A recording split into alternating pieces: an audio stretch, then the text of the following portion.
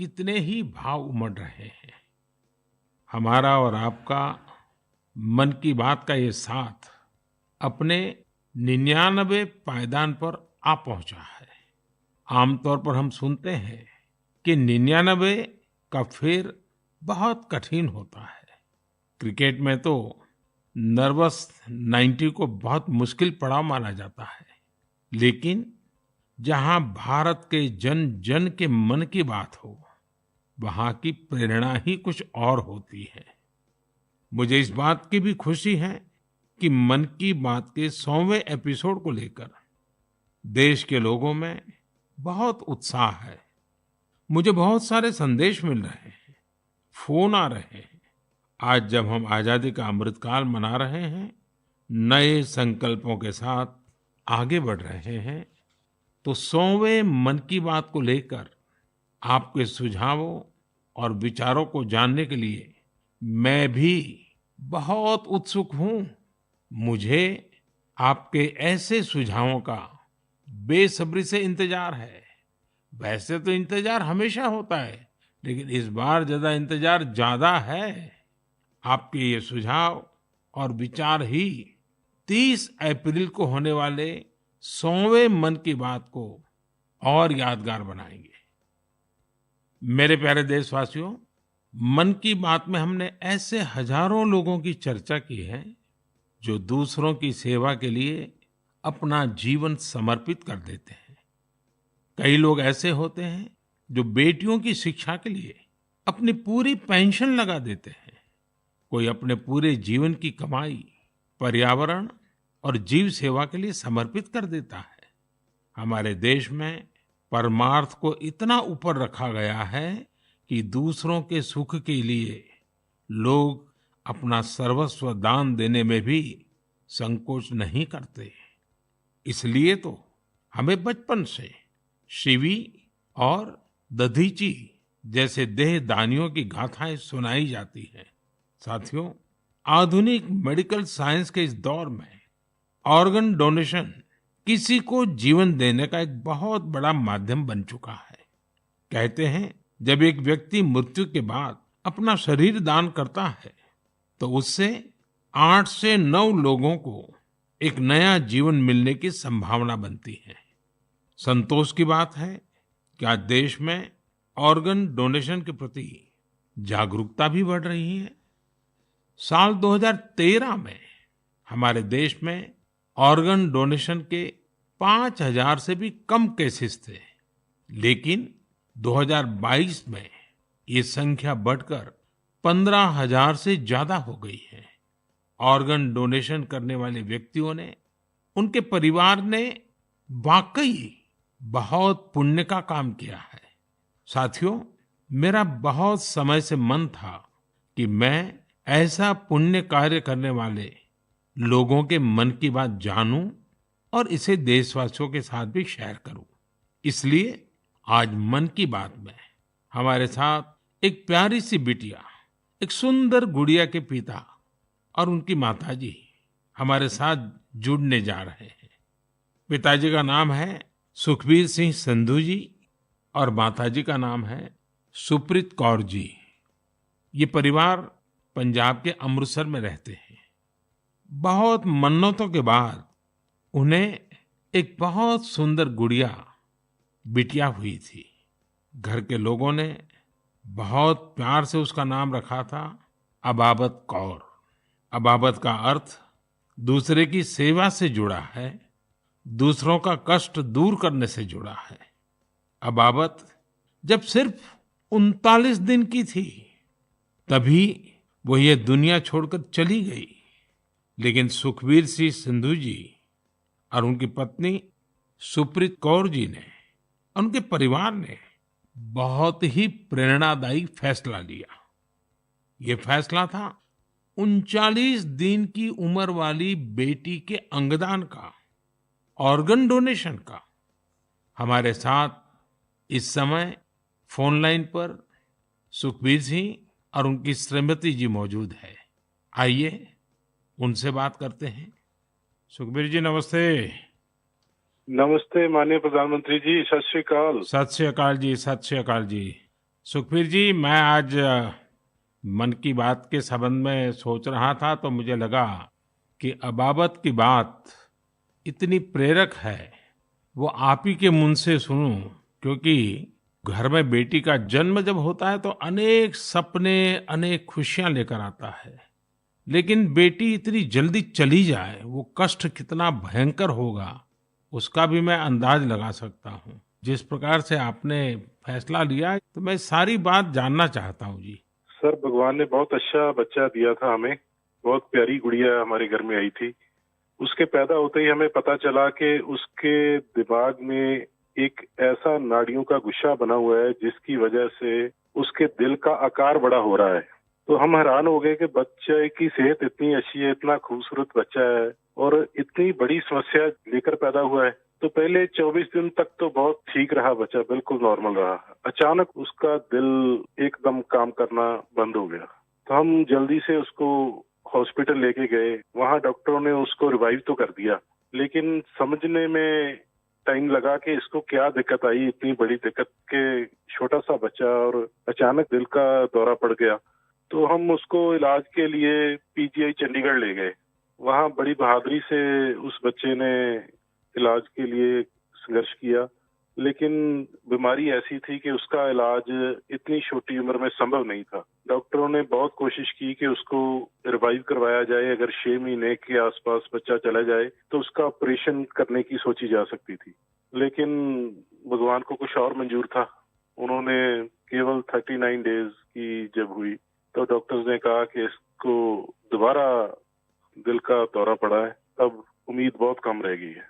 तो हम दोनों मियाँ बीवी रोते हुए इस निर्णय पे पहुंचे कि हमने देखा था उसको बहादुरी से जूझते हुए, बार बार ऐसे लग रहा था जैसे कि अब चला जाएगी, लेकिन फिर रिवाइव कर रही थी। तो हमें लगा कि इस बच्चे का यहाँ आने का कोई मकसद है। तो उन्होंने जब बिल्कुल ही जवाब दे दिया तो हम दोनों ने डिसाइड किया कि क्यों ना हम इस बच्चे के ऑर्गन डोनेट कर दें, शायद किसी और की जिंदगी में उजाला आ जाए। फिर हमने पीजीआई के जो एडमिनिस्ट्रेटिव ब्लॉक है उनमें संपर्क किया और उन्होंने हमें गाइड किया कि इतने छोटे बच्चे के केवल किडनीज ही दी जा सकती हैं। परमात्मा ने हिम्मत दी, गुरु नानक साहब का फलसफा है, इसी सोच से हमने डिसीजन ले लिया जी। नहीं, गुरुओं ने जो शिक्षा दी है उसको आपने जी करके दिखाया जी। सुरप्रीत जी हैं क्या, उनसे बात हो सकती है? जी सर। हेलो। सुरप्रीत जी, मैं आपको प्रणाम करता हूँ। नमस्कार सर, नमस्कार सर। ये हमारे लिए बड़ी गर्व की बात है कि आप हमसे बात कर रहे हैं। आपने इतना बड़ा काम किया है और मैं मानता हूँ देश ये सारी बातें जब सुनेगा तो बहुत लोग किसी की जिंदगी बचाने के लिए आगे आएंगे। अबाबत का ये योगदान है, ये बहुत बड़ा है जी। सर, ये भी गुरु नानक पातशाह जी की शायद बख्शिश थी कि उन्होंने हिम्मत दी ऐसा डिसीजन लेने में। गुरुओं की कृपा के बिना तो कुछ हो ही नहीं सकता जी। बिल्कुल सर, बिल्कुल। सुखबीर जी, जब आप अस्पताल में होंगे और ये हिला देने वाला समाचार जब डॉक्टर ने आपको दिया, उसके बाद भी आपने स्वस्थ मन से, आपने और आपकी श्रीमती जी ने इतना बड़ा निर्णय किया। गुरुओं की सीख तो है ही है, लेकिन आपके मन में इतना बड़ा उदार विचार, और सचमुच में अबाबत का जो अर्थ सामान्य भाषा में कहे तो मददगार होता है, ये काम कर दिया। ये उस पल को मैं सुनना चाहता हूँ जी। सर, एक्चुअली हमारे एक फैमिली फ्रेंड है प्रिया जी, उन्होंने अपने ऑर्गन डोनेट किए थे। उनसे भी हमें प्रेरणा मिली। तो उस समय तो हमें लगा कि शरीर जो है पंच तत्व में विलीन हो जाएगा। जो कोई बिछड़ जाता है, चला जाता है, तो उसका शरीर को जला दिया जाता है या दबा दिया जाता है। लेकिन अगर उसके ऑर्गन किसी के काम आ जाए तो ये भले का ही काम है। और उस समय हमें और गर्व महसूस हुआ जब डॉक्टर्स ने ये बताया हमें कि आपकी बेटी इंडिया की यंगेस्ट डोनर बनी है जिसके ऑर्गन सक्सेसफुली ट्रांसप्लांट हुए। तो हमारा सर गर्व से ऊंचा हो गया कि जो नाम हम अपने पेरेंट्स का इस उम्र तक नहीं कर पाए, एक छोटा सा बच्चा आके इतने दिनों में हमारा नाम ऊंचा कर गया। और इससे और बड़ी बात है कि आज आपसे बात हो रही है इस विषय पे, हम प्राउड फील कर रहे हैं। सुखबीर जी, आज आपकी बेटी का सिर्फ एक अंग जीवित है ऐसा नहीं है। आपकी बेटी मानवता की अमर गाथा की अमर यात्री बन गई है। अपने शरीर के अंश के जरिए वो आज भी उपस्थित है। इस नेक कार्य के लिए मैं आपकी, आपकी श्रीमती जी की, आपके परिवार की सराहना करता हूं। Thank you sir. साथियों, ऑर्गन डोनेशन के लिए सबसे बड़ा जज्बा यही होता है कि जाते जाते भी किसी का भला हो जाए, किसी का जीवन बच जाए। जो लोग ऑर्गन डोनेशन का इंतजार करते हैं, वो जानते हैं कि इंतजार का एक एक पल गुजरना कितना मुश्किल होता है। और ऐसे में जब कोई अंगदान या देहदान करने वाला मिल जाता है, तो उसमें ईश्वर का स्वरूप ही नजर आता है। झारखंड की रहने वाली स्नेहलता चौधरी जी भी ऐसी ही थी, जिन्होंने ईश्वर बनकर दूसरों को जिंदगी दी। 63 वर्ष की स्नेहलता चौधरी जी अपना हार्ट, किडनी और लीवर दान करके गई। आज मन की बात में उनके बेटे भाई अभिजीत चौधरी जी हमारे साथ हैं। आइए उनसे सुनते हैं। अभिजीत जी नमस्कार। प्रणाम सर। अभिजीत जी, आप एक ऐसी माँ के बेटे हैं जिसने आपको जन्म देकर एक प्रकार से जीवन तो दिया ही, लेकिन और जो अपनी मृत्यु के बाद भी आपकी माता जी कई लोगों को जीवन दे करके गई। एक पुत्र के नाते अभिजीत, आप जरूर गर्व अनुभव करते होंगे। हाँ जी सर। आप अपनी माताजी के बारे में जरा बताइए, किन परिस्थितियों में ऑर्गन डोनेशन का फैसला लिया गया? मेरी माताजी सरायकेला बोल के एक छोटा सा गांव है झारखंड में, वहाँ पे मेरे मम्मी पापा दोनों रहते हैं। ये पिछले 25 साल से लगातार मॉर्निंग वॉक करती थी और अपने हैबिट के अनुसार सुबह 4 बजे अपने मॉर्निंग वॉक के लिए निकली थी। उस समय एक मोटरसाइकिल वाले ने इनको पीछे से धक्का मारा और वो उसी समय गिर गई, जिससे उनको सर पे बहुत ज्यादा चोट लगा। तुरंत हम लोगों ने उनको सदर अस्पताल सरायकेला ले गए, जहाँ डॉक्टर साहब ने उनकी मरहम पट्टी की, पर खून बहुत निकल रहा था और उनको कोई सेंस नहीं था। तुरंत हम लोगों ने उनको टाटा मेन हॉस्पिटल लेके चले गए। वहाँ उनकी सर्जरी हुई। 48 घंटे के ऑब्जर्वेशन के बाद डॉक्टर साहब ने बोला कि वहाँ पे चांसेस बहुत कम है। फिर हमने उनको एयरलिफ्ट करके एम्स दिल्ली लेके आए हम लोग। यहाँ पे उनकी ट्रीटमेंट हुई तकरीबन 7-8 दिन। उसके बाद पोजीशन ठीक था। एक दिन उनका ब्लड प्रेशर काफी गिर गया। उसके बाद पता चला उनकी ब्रेन डेथ हो गई है। तब फिर डॉक्टर साहब हमें प्रोटोकॉल के हिसाब ब्रीफ कर रहे थे ऑर्गन डोनेशन के बारे में। हम अपने पिताजी को शायद ये नहीं बता पाते कि ऑर्गन डोनेशन टाइप का भी कोई चीज होता है, क्योंकि हमें लगा वो उस बात को एब्जॉर्ब नहीं कर पाएंगे। तो उनके दिमाग से हम ये निकालना चाहते थे कि ऐसा कुछ चल रहा है। जैसे हमने उनको बोला कि ऑर्गन डोनेशन की बातें चल रही है, तब उन्होंने बोला कि नहीं नहीं, ये मम्मी का बहुत मन था और हमें ये करना है। हम काफी निराश थे उस समय तक, जब तक हमें ये पता चला था कि मम्मी नहीं बच सकेगी। पर जैसे ही ये ऑर्गन डोनेशन वाला डिस्कशन चालू हुआ, वो निराशा एक बहुत ही पॉजिटिव साइड चला गया और हम काफी अच्छे, एक बहुत ही पॉजिटिव एनवायरनमेंट में आ गए। उसको करते करते फिर हम लोग रात में 8 बजे काउंसलिंग हुई। दूसरे दिन हम लोगों ने ऑर्गन डोनेशन किया। इसमें मम्मी का एक सोच बहुत बड़ा था कि पहले वो काफी नेत्रदान और इन चीजों में, सोशल एक्टिविटीज में ये बहुत एक्टिव थी। शायद यही सोच को लेकर के ये इतना बड़ा चीज हम लोग कर पाए। और मेरे पिताजी का जो डिसीजन मेकिंग था इस चीज के बारे में, इस कारण से ये चीज हो पाया। कितने लोगों को काम आया अंग? इनका हार्ट, 2 किडनी, लिवर और दोनों आंख, ये डोनेशन हुआ था। तो 4 लोगों की जान और 2 जनों को आंख मिला है। अभिजीत जी, आपके पिताजी और माताजी दोनों नमन के अधिकारी हैं। मैं उनको प्रणाम करता हूँ। और आपके पिताजी ने इतने बड़े निर्णय में आप परिवारजनों का नेतृत्व किया, ये वाकई बहुत ही प्रेरक है। और मैं मानता हूँ कि माँ तो माँ ही होती है, माँ एक अपने आप में प्रेरणा भी होती है, लेकिन माँ जो परंपराएं छोड़ करके जाती है, वो पीढ़ी दर पीढ़ी एक बहुत बड़ी ताकत बन जाती है। अंगदान के लिए आपकी माताजी की प्रेरणा आज पूरे देश तक पहुंच रही है। मैं आपके इस पवित्र कार्य और महान कार्य के लिए आपके पूरे परिवार को बहुत बहुत बधाई देता हूं।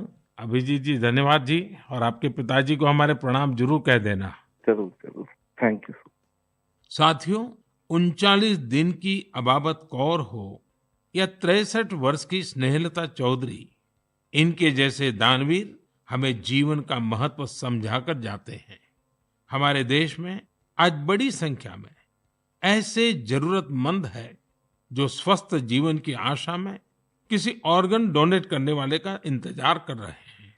मुझे संतोष है कि अंगदान को आसान बनाने और प्रोत्साहित करने के लिए पूरे देश में एक जैसी पॉलिसी पर भी काम हो रहा है। इस दिशा में राज्यों की डोमिसाइल की शर्त को हटाने का निर्णय भी लिया गया है। यानी अब देश के किसी भी राज्य में जाकर मरीज ऑर्गन प्राप्त करने के लिए रजिस्टर करवा पाएगा। सरकार ने ऑर्गन डोनेशन के लिए 65 वर्ष से कम आयु की आयु सीमा को भी खत्म करने का फैसला लिया है। इन प्रयासों के बीच मेरा देशवासियों से आग्रह है कि ऑर्गन डोनर ज्यादा से ज्यादा संख्या में आगे आएं। आपका एक फैसला कई लोगों की जिंदगी बचा सकता है, जिंदगी बना सकता है। मेरे प्यारे देशवासियों, ये नवरात्र का समय है, शक्ति की उपासना का समय है। आज भारत का जो सामर्थ्य नए सिरे से निखर कर सामने आ रहा है, उसमें बहुत बड़ी भूमिका हमारी नारी शक्ति की है। हाल फिलहाल ऐसे कितने ही उदाहरण हमारे सामने आए हैं। आपने सोशल मीडिया पर एशिया की पहली महिला लोको पायलट सुरेखा यादव जी को जरूर देखा होगा। सुरेखा जी एक और कीर्तिमान बनाते हुए वंदे भारत एक्सप्रेस की भी पहली महिला लोको पायलट बन गई है। इसी महीने प्रोड्यूसर गुनीत मोंगा और डायरेक्टर कार्तिकी गोंजाल्विस उनकी डॉक्यूमेंट्री एलिफेंट विस्परर्स ने ऑस्कर जीतकर देश का नाम रोशन किया है। देश के लिए एक और उपलब्धि भाभा एटॉमिक रिसर्च सेंटर की साइंटिस्ट बहन ज्योतिर्मयी मोहंती जी ने भी हासिल की है। ज्योतिर्मयी जी को केमिस्ट्री और केमिकल इंजीनियरिंग की फील्ड में IUPAC का विशेष अवार्ड मिला है। इस वर्ष की शुरुआत में ही भारत की अंडर 19 महिला क्रिकेट टीम ने T20 वर्ल्ड कप जीतकर नया इतिहास रचा। अगर आप राजनीति की ओर देखेंगे तो एक नई शुरुआत नागालैंड में हुई है। नागालैंड में 75 वर्षों में पहली बार 2 महिला विधायक जीतकर विधानसभा पहुंची हैं। इनमें से एक को नागालैंड सरकार में मंत्री भी बनाया गया है। यानी राज्य के लोगों को पहली बार एक महिला मंत्री भी मिली है। साथियों, कुछ दिनों पहले मेरी मुलाकात उन जाबाज बेटियों से भी हुई जो तुर्की में विनाशकारी भूकंप के बाद वहां के लोगों की मदद के लिए गई थी। ये सभी NDRF के दस्ते में शामिल थी। उनके साहस और कुशलता की पूरी दुनिया में तारीफ हो रही है।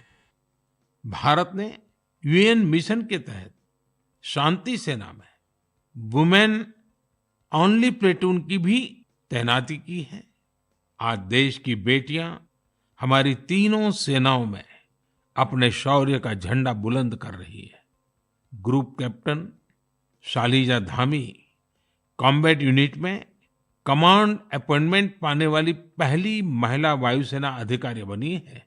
उनके पास करीब 3000 घंटे का फ्लाइंग एक्सपीरियंस है। इसी तरह भारतीय सेना की जांबाज कैप्टन शिवा चौहान सियाचिन में तैनात होने वाली पहली महिला अधिकारी बनी है। सियाचिन में जहां पारा -60 डिग्री तक चला जाता है, वहां शिवा 3 महीनों के लिए तैनात रहेगी। साथियों, यह लिस्ट इतनी लंबी है कि यहाँ सबकी चर्चा करना भी मुश्किल है। ऐसी सभी महिलाएं, हमारी बेटियां आज भारत और भारत के सपनों को ऊर्जा दे रही हैं। नारी शक्ति की ये ऊर्जा ही विकसित भारत की प्राणवायु है। मेरे प्यारे देशवासियों, इन दिनों पूरे विश्व में स्वच्छ ऊर्जा, रिन्यूएबल एनर्जी की खूब बात हो रही है। मैं जब विश्व के लोगों से मिलता हूं तो वो इस क्षेत्र में भारत की अभूतपूर्व सफलता की जरूर चर्चा करते हैं। खासकर भारत सोलर एनर्जी के क्षेत्र में जिस तेजी से आगे बढ़ रहा है वो अपने आप में एक बहुत बड़ी उपलब्धि है। भारत के लोग तो सदियों से सूर्य से विशेष रूप से नाता रखते हैं। हमारे यहाँ सूर्य की शक्ति को लेकर जो वैज्ञानिक समझ रही है, सूर्य की उपासना की जो परंपराएं रही हैं, वो अन्य जगहों पर कम ही देखने को मिलते हैं। मुझे खुशी है कि आज हर देशवासी सौर ऊर्जा का महत्व भी समझ रहा है और क्लीन एनर्जी में अपना योगदान भी देना चाहता है। सबका प्रयास की यही स्पिरिट आज भारत के सोलर मिशन को आगे बढ़ा रही है। महाराष्ट्र के पुणे में ऐसे ही एक बेहतरीन प्रयास ने मेरा ध्यान अपनी ओर खींचा है। यहाँ एमएसआर ऑलिव हाउसिंग सोसाइटी के लोगों ने तय किया कि वे सोसाइटी में पीने के पानी, लिफ्ट और लाइट जैसी सामूहिक उपयोग की चीजें अब सोलार एनर्जी से ही चलाएंगे। इसके बाद इस सोसाइटी में सबने मिलकर सोलर पैनल लगवाए। आज इन सोलर पैनल से हर साल करीब 90,000 किलोवाट आवर बिजली पैदा हो रही है। इससे हर महीने लगभग 40,000 रुपए की बचत हो रही है। इस बचत का लाभ सोसाइटी के सभी लोगों को हो रहा है। साथियों, पुणे की तरह ही दमन दीव में जो दीव है, जो एक अलग जिला है, वहां के लोगों ने भी एक अद्भुत काम करके दिखाया है। आप जानते ही होंगे कि दीव सोमनाथ के पास है।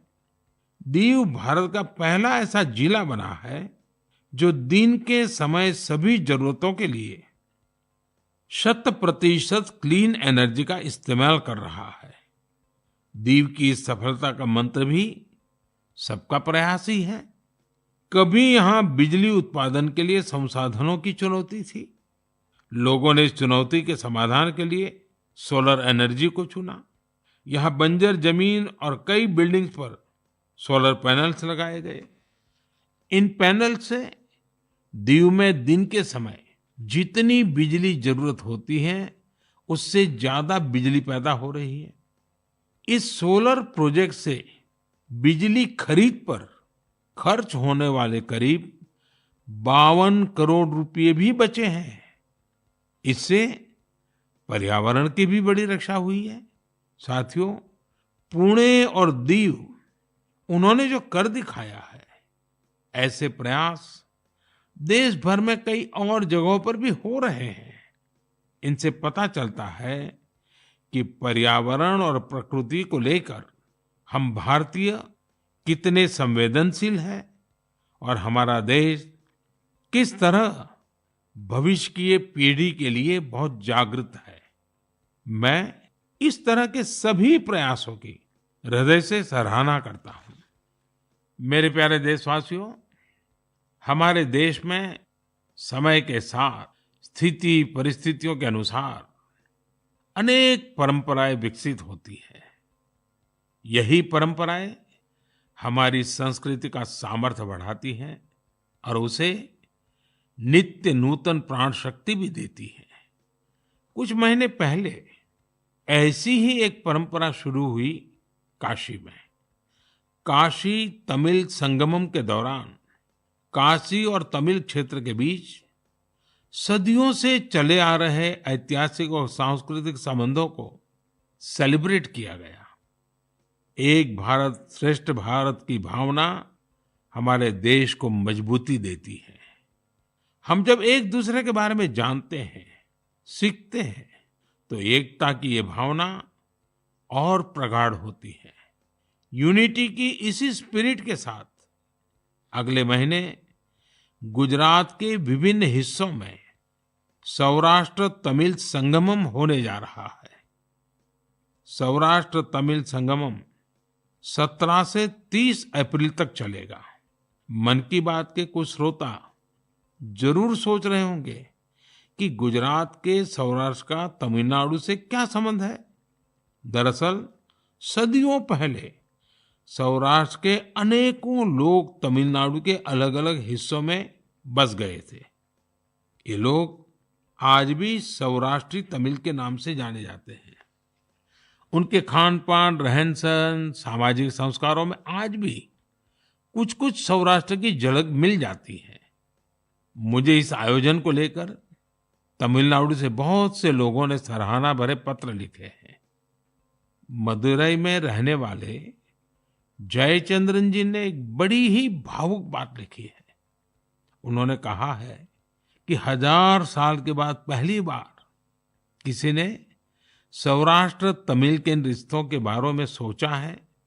सौराष्ट्र से तमिलनाडु आकर के बसे हुए लोगों को पूछा है। जयचंद्रन जी की बातें हजारों तमिल भाई बहनों की अभिव्यक्ति है। साथियों, मन की बात के श्रोताओं को मैं असम से जुड़ी हुई एक खबर के बारे में बताना चाहता हूं। ये भी एक भारत श्रेष्ठ भारत की भावना को मजबूत करती है। आप सभी जानते हैं कि हम वीर लासित बोरफुकन जी की 400वीं जयंती मना रहे हैं। वीर लासित बोरफुकन ने अत्याचारी मुगल सल्तनत के हाथों से गुवाहाटी को आजाद करवाया था। आज देश इस महान योद्धा के अदम्य साहस से परिचित हो रहा है। कुछ दिन पहले लासित बोरफुकन के जीवन पर आधारित निबंध लेखन का एक अभियान चलाया गया था। आपको यह जानकर आश्चर्य होगा कि इसके लिए करीब 45 लाख लोगों ने निबंध भेजे। आपको ये जानकर भी खुशी होगी कि अब यह एक गिनीज रिकॉर्ड बन चुका है।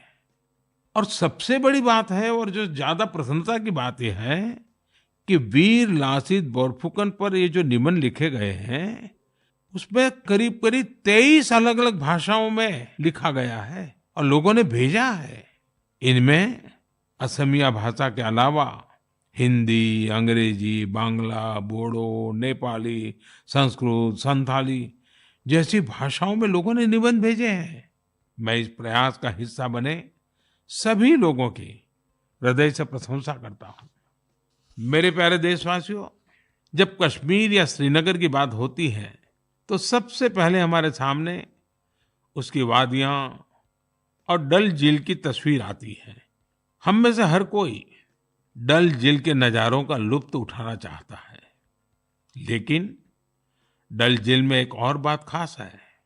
डल झील अपने स्वादिष्ट लोटस स्टेम्स, कमल के तनों या कमल ककड़ी के लिए भी जानी जाती है। कमल के तनों को देश में अलग अलग जगह अलग अलग नाम से जानते हैं। कश्मीर में इन्हें नादरू कहते हैं। कश्मीर के नादरू की डिमांड लगातार बढ़ रही है। इस डिमांड को देखते हुए डल झील में नादरू की खेती करने वाले किसानों ने एक एफपीओ बनाया है। इस एफपीओ में करीब 250 किसान शामिल हुए हैं। आज ये किसान अपने नादरू को विदेशों तक भेजने लगे हैं। अभी कुछ समय पहले ही इन किसानों ने 2 खेप यूएई भेजी है। ये सफलता कश्मीर का नाम तो कर ही रही है, साथ ही इससे सैकड़ों किसानों की आमदनी भी बढ़ी है। साथियों, कश्मीर के लोगों का कृषि से ही जुड़ा हुआ ऐसा ही एक और प्रयास इन दिनों अपनी कामयाबी की खुशबू फैला रहा है। आप सोच रहे होंगे कि मैं कामयाबी की खुशबू क्यों बोल रहा हूं? बात है ही खुशबू की, सुगंध की ही तो बात है। दरअसल जम्मू कश्मीर के डोडा जिले में एक कस्बा है भदरवा। यहाँ के किसान दशकों से मक्के की पारंपरिक खेती करते आ रहे थे, लेकिन कुछ किसानों ने कुछ अलग करने की सोची। उन्होंने फ्लोरिकल्चर यानी फूलों की खेती का रुख किया। आज यहाँ के करीब 2500 किसान, 2500 किसान लेवेंडर की खेती कर रहे हैं। इन्हें केंद्र सरकार के एरोमा मिशन से मदद भी मिली है। इस नई खेती ने किसानों की आमदनी में बड़ा इजाफा किया है और आज लेवेंडर के साथ साथ इनकी सफलता की खुशबू भी दूर दूर तक फैल रही है। साथियों, जब कश्मीर की बात हो, कमल की बात हो, फूल की बात हो, सुगंध की बात हो, तो कमल के फूल पर विराजमान रहने वाली माँ शारदा का स्मरण आना बहुत स्वाभाविक है।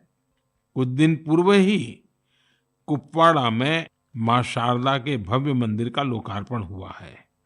ये मंदिर उसी मार्ग पर बना है जहां से कभी शारदा पीठ के दर्शनों के लिए जाया करते थे।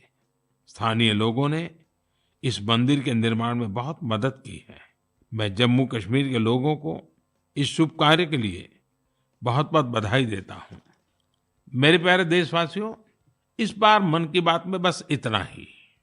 अगली बार आपसे मन की बात के 100वें एपिसोड में मुलाकात होगी। आप सभी अपने सुझाव जरूर भेजिए। मार्च के इस महीने में हम होली से लेकर नवरात्रि तक कई पर्व और त्योहारों में व्यस्त रहे हैं। रमजान का पवित्र महीना भी शुरू हो चुका है। अगले कुछ दिनों में श्री राम नवमी का महापर्व भी आने वाला है। इसके बाद महावीर जयंती, गुड फ्राइडे और ईस्टर भी आएंगे। अप्रैल के महीने में हम भारत के 2 महान विभूतियों की जयंती भी मनाते हैं।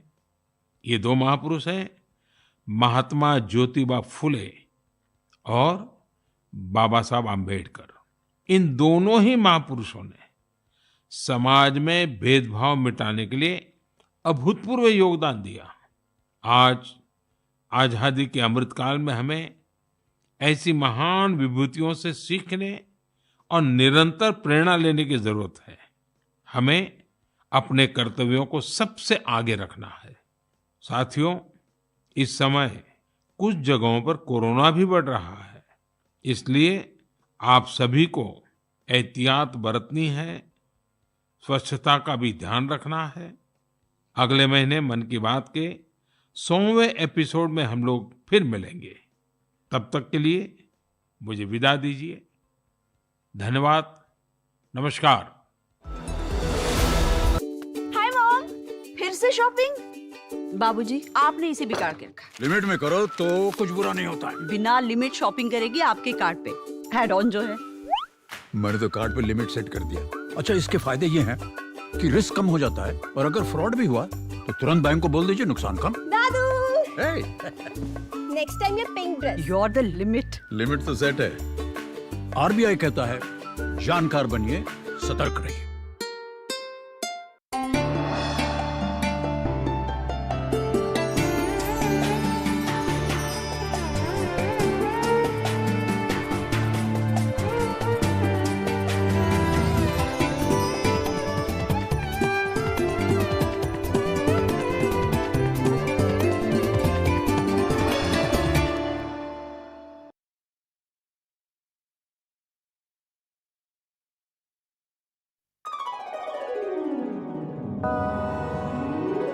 सर्व सद्गुण संपन्ना गीता भक्ति परायणा भवितुं जीवनेऽस्माकं